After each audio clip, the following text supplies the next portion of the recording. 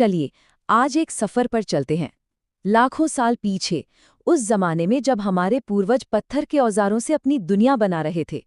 हम देखेंगे कि कैसे वो शिकारी से किसान बने और फिर दुनिया के सबसे पहले और सबसे शानदार शहरों में से एक को बसाया।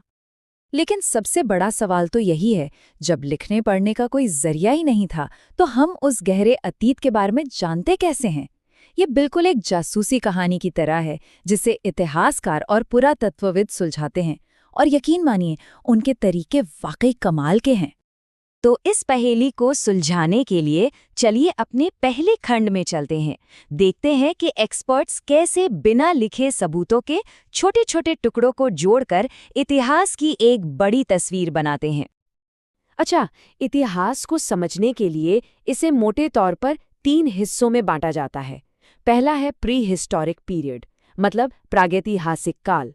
यहाँ कोई लिखित रिकॉर्ड नहीं है, सिर्फ पत्थर, हड्डियां और औजार ही हमारे सुराग हैं।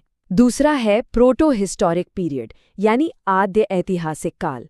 यहाँ लिखावट तो मिलती है, जैसे हड़प्पा की मोहरों पर, लेकिन हम उसे आज तक पढ़ नहीं पाए हैं, बिल्कुल एक रहस्यमयी कोड की तरह। और फिर आता है हिस्टोरिक पीरियड, जहाँ से हमें ऐसे लिखित दस्तावेज मिलते हैं जिन्हें हम पढ़ और समझ सकते हैं।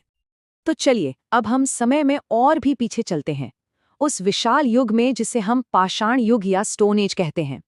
ये सिर्फ एक दौर नहीं था, बल्कि ये वो नींव थी जिस पर आज की पूरी दुनिया टिकी हुई है। इस टाइमलाइन को देखिए, ये दिखाता है कि पाषाण युग कितना कितना लंबा था। ये कोई 100-200 साल की बात नहीं है, ये लाखों सालों में फैला हुआ इंसान के विकास का एक महाकाव्य है। इसे समझने के लिए इसे 3 हिस्सों में बांटा गया है, पूरा, मध्य और नवपाषाण काल। और भारत में इस प्राचीन दुनिया की खोज की कहानी शुरू होती है 1863 में, जब रॉबर्ट ब्रूस फुट नाम के एक जियोलॉजिस्ट को मद्रास के पास एक पुराना पत्थर का औजार मिला। बस वो एक छोटी सी खोज थी जिसने भारत के लाखों साल पुराने अतीत के दरवाजे हमारे लिए खोल दिए। जरा सोचिए, पूरा पाषाण युग में जिंदगी कैसी रही होगी।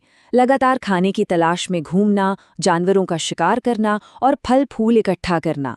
औजार, वो भी सिर्फ पत्थर के। भीमबेटका जैसी गुफाएं ही घर हुआ करती थी। और इसी मुश्किल संघर्ष भरे दौर में हम यानी होमो सेपियंस पहली बार सामने आए। फिर करीब 10,000 ईसा पूर्व दुनिया बदल गई। आखिरी आइस एज खत्म हुआ और पृथ्वी गर्म होने लगी। ये एक बहुत बड़ा बदलाव था। बर्फ की जगह हरे भरे घास के मैदान उगाए। और इसी नए माहौल में इंसानों ने एक क्रांतिकारी कदम उठाया।